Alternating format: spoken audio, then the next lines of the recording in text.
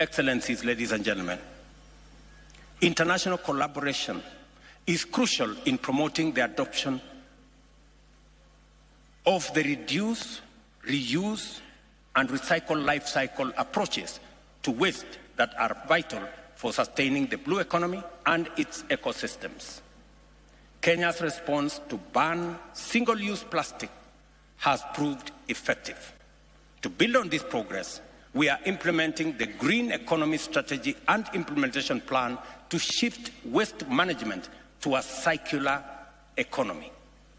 I urge the global community to advance towards a climate-neutral, resource-efficient, and circular economy. We commend United Nations Environmental Programme, UNEP, for its role in the intergovernmental negotiations for the Global Plastic Treaty. Building on this achievement, and in line with promoting efficiency and effectiveness, I urge the global community to support Africa's position that the Secretariat of the Treaty be headquartered here in UNEP. Excellencies, ladies and gentlemen, I have reason for it. The current global environmental governance remains fragmented despite the historic agreement at the Rio +20 conference, which calls for the consolidation of headquarters functions in Nairobi. This governance fragmentation leads to policy inconsistencies, overlaps, inefficiencies, and wastage in the administration and implementation of multilateral environment agreement. Addressing environmental issues in this manner diminishes efficiency and effectiveness, undermining our ability to make meaningful change. Therefore, UNEP, as the global body with a mandate to set the environmental agenda, must enhance policy coordination, integration, and coherent implementation of the agreements while honoring each mandate.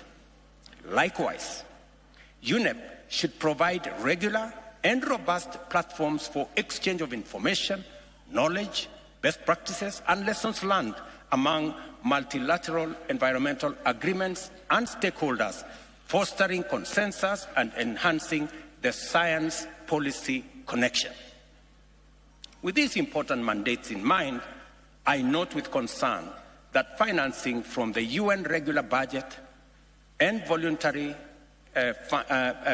funds remain insufficient for UNEP to effectively deliver.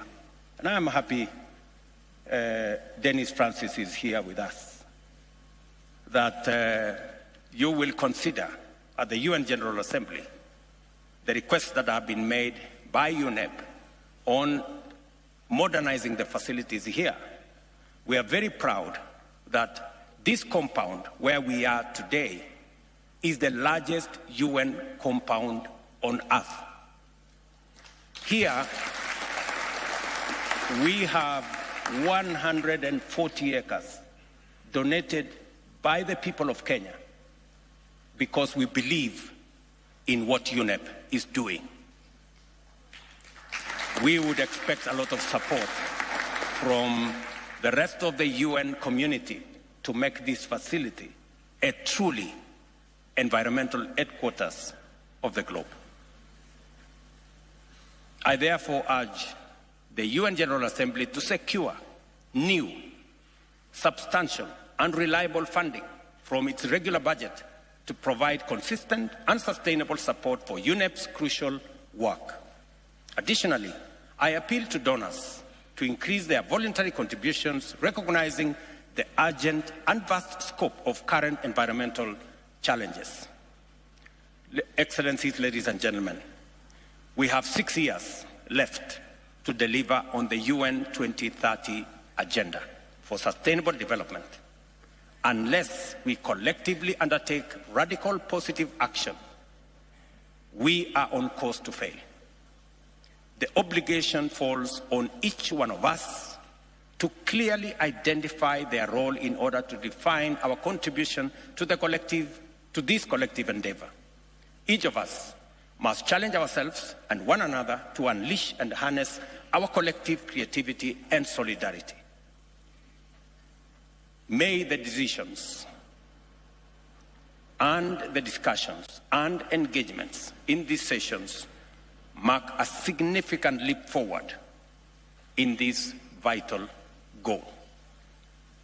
As I conclude, I have been informed by the chair that most of the meetings have taken very long, sometimes ending at 2 a.m. in the morning, sometimes at midnight.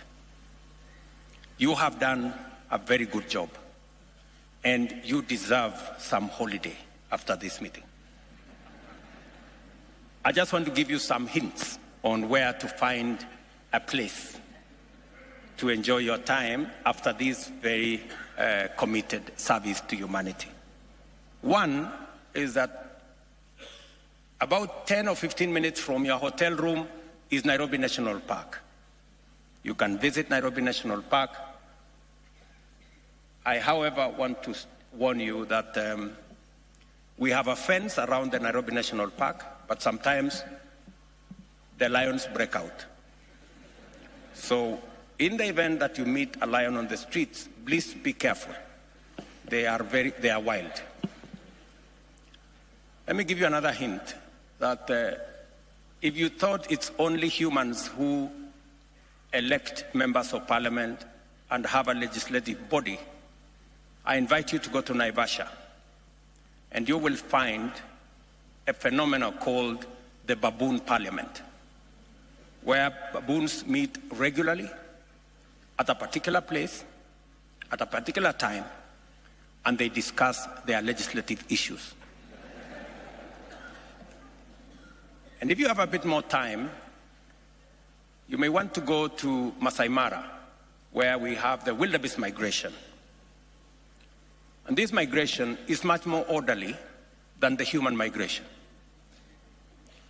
They know how to cross borders, and they know how to move without causing any environmental damage. And if you have a bit more time, please travel to Lamu, and you will have an opportunity to watch the swimming lions there. And finally, you may want to watch another migration called the whales migration in a place called Tana River. So, you have ideas on what to do after this conference. And I wish you very fruitful deliberations. Thank you very much.